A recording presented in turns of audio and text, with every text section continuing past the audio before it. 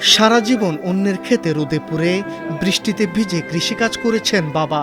কড়া রোদে পিঠ পুড়লেও বুক বেঁধেছিলেন একটাই আশায়, ছেলের ভবিষ্যৎ যেন উজ্জ্বল হয়। কবে এই দুঃখের দিন শেষ হবে তা হয়তো বাবার কল্পনারও বাইরে ছিল, কিন্তু ভাগ্য কখন কাকে কোথায় নিয়ে যায় তা কে জানে।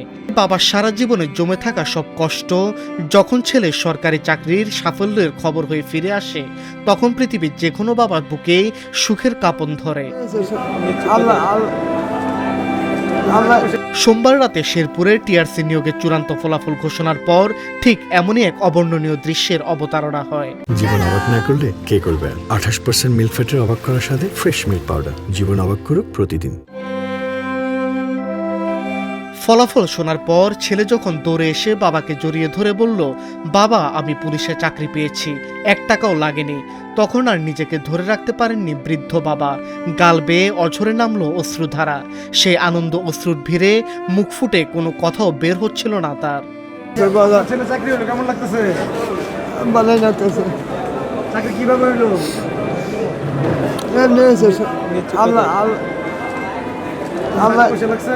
না, কত অক্লান্ত পরিশ্রম করছি চাকরির জন্য, কত নির্গম করছি সেটা আমার তো আমি জানি।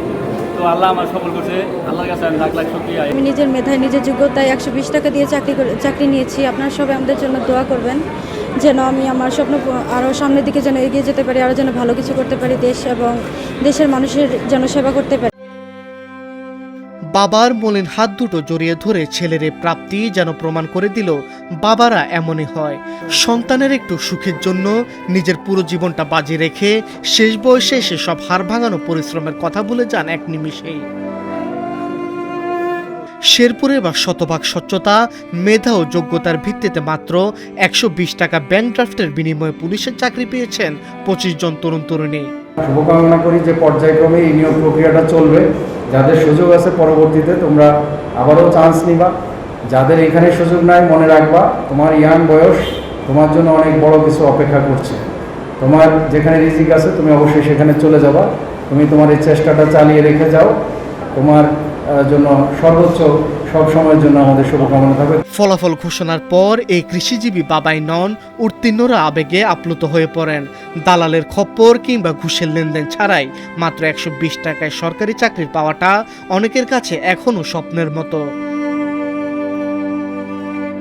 তাৎক্ষণিক অনুভূতি ব্যক্ত করতে গিয়ে চাকরি প্রার্থী ও তাদের স্বজনরা জানান, মেধার এই সঠিক মূল্যায়নে তারা দেশের প্রতি কৃতজ্ঞ।